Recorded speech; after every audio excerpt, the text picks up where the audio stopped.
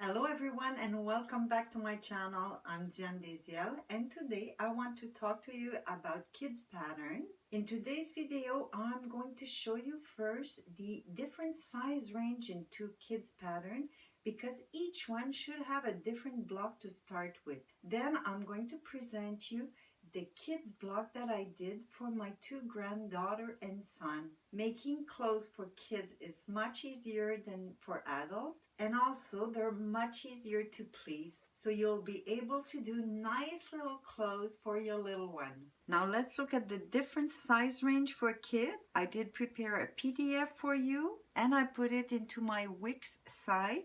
You must know that all the measurement for the grading, different body measurement for kids, everything I had, I did put it also in my Wix site.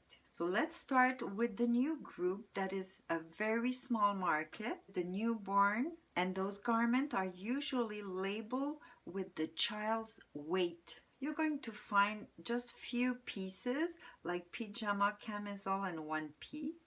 Those garments have fullness for the diaper, inseam snap for diaper change, and sometimes even all the way up. The other thing that you'll notice is that they usually have an extra opening system for the neck to facilitate the dressing of the kid. The next group is the 3, 6, and 9 month. So you see that the step between the month is 3 months. It's also a small market. And you're going to find pretty much the same things like pajama, camisole, and one piece. Those garments, they have the fullness for the diaper and the snap at the inseam. Most of the time they will have this extra opening system for the head. The next group is much more popular. It's the 12, 18, and 24 month. Here you notice that it's skipped 6 months at the time. And in that group you're going to find pretty much all garment pieces. They still have the fullness for the diaper and the snap at the inseam. Now on my PDF you will see that there's an arrow because this is the only time that you see the same age repeated in another group. You have the 24 month and the size 2 in the next group, and this age is double because in the month group the pattern have the allowance for the diaper, but in the size 2 there is no more diaper, and sometimes the garment a little longer. So now this group 2, 3, and 3X, I think it's called toddlers, you're going to find all garment piece, but this time without the fullness for the diaper. The 3X is not always there, but if it is, it's usually only longer than the size 3. Most of the garments are going to have an elastic waist or at least partially elastic waist. The next group, and that's the one that I did the pattern, is the group 4, 5, 6, and 6X. You will find also all the garment piece, and again the 6X is usually only longer than the size 6. The waists are still elastic or partially elastic. Now after that age, the group are separated in two, girls and boys. In the girls, you're going to see size 7, 8, 10, 12, 14, and 16. And in the boys one, 7, 8, 10, 12, and 14. In these groups, you're going to find all garment clothing, of course. And for girls, the waists are not elastic, but for the boys, it remains partially elastic. Finally, in kids' clothing, you're also going to see the letters for sizes, like small, medium, and large, in boys and girls. These letters usually means 6, 10, and 14.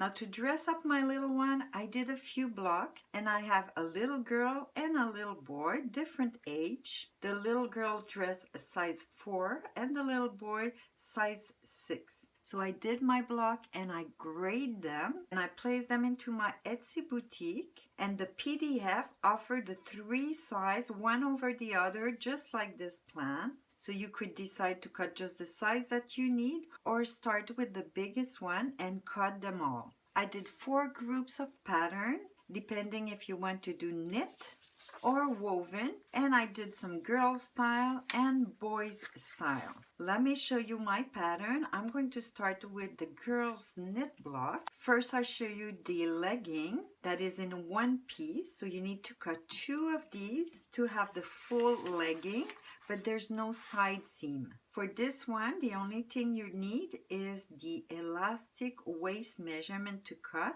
and I did indicate it for each size. Now those block I did with seam allowance include, and all the knit use a seam allowance of 7 millimeter or 5/16 of an inch. In this group I also put a girl's t-shirt. It's a fitted t-shirt. You have the back and the front that have to be cut on fold. And with that bodice I did the long fitted sleeve that has to be cut twice for sure. And I also put the little neck piece that should be cut in ribbing, but if you don't have the ribbing, has to stretch in the length like that, you must do a little test, sew it, and try it on the head of the kid. If it doesn't go through, you might need to enlarge your neck and elongate this neck piece. Now let's look at the second group I did, the woven for girl, where you're going to find pretty much the same pattern pieces that you have for women's block. The pant, you have the bodice with the long sleeve, and I added a little Peter Pan collar, and you also have the skirt. Again, I did these pattern with the seam allowance include, so they're ready to sew, and they're in 3 sizes, so the 4, the 5, and the size 6. First, let's look at the pant block. You have the front pant and the back pant, and the only thing you need will be the elastic measurement to cut, and I wrote it down for all sizes. The seam allowance are include, and it's 1 centimeter or 3/8 of an inch. The next pieces are the bodice,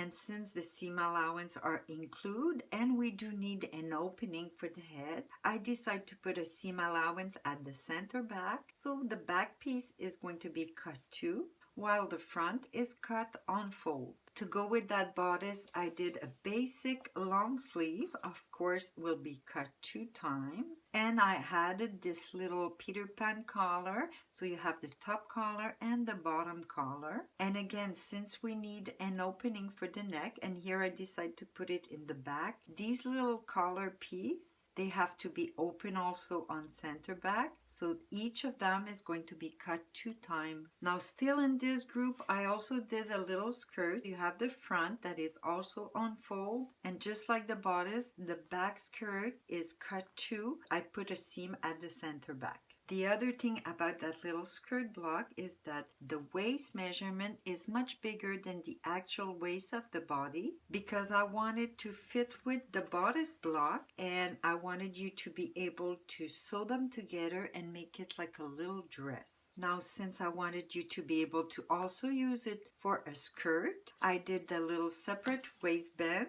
and this waistband is going to be cut on fold, and you have the notch for the side seam matching the skirt, and I also put an extra notch for where to start the elastic, so the little skirt fits properly and you reach the right waist measurement. And on the waistband you'll have the proper measurement to cut your elastic for the waist. Now let's look at the boys knit block, where I did a little jogging for boy with ribbing at the bottom and elastic waist, and I did a little looser fit t-shirt with a hood. First we'll look at the jogging. You have the back pant, the front pant, and the ribbing piece to put at the bottom of the pant. Here's what it looks like. You could see that I did reduce the width of the pant at the bottom to be able to put a ribbing without having too much gathers. Then you have the hoodie for boys that is a little wider armhole and wider or looser fit. And there is the matching flathead sleeve, wider also. And finally the matching hood with the self-fold facing at the face opening. Finally, let's look at the last group, the woven for boys, where I did the same pant that I show you for the woven girl, but this time with a front waistband. And in that group, I also did a little basic shirt. First, let's look at the pant block. So you have the back here. The front is shorter because I did the pattern for the waistband. So the side seam goes in a little bit, and you have that waistband piece that is cut one time only because I did the full front, and you have to sew it onto your front to reach the same length as the back. Now here's the little pant with the front waistband and elastic in the back. This one has a pocket, and I will show you also how to do it in the next video. Then let's look at the shirt block. You have the back that is on fold and the front that has the opening. Here I did a very simple placket where you don't need to use fusible at all because you have 3 layers of fabric. On the pattern, I indicate clearly the center front and the fold line. So the only thing you have to do is to fold twice, matching the notch, and your placket is done. To go with the little shirt, I did the matching shirt sleeve with the little opening and a little pleat at the bottom. To go with the sleeve, you have the little cuff and the bias for the sleeve opening. And in the pattern, you also have the shirt collar, top and bottom, that are cut on fold. So one time each pattern piece. I wanted to show you my little sample that I did for the shirt, just so you could see the neck finishing I did, sewing a simple fold bias at the neck.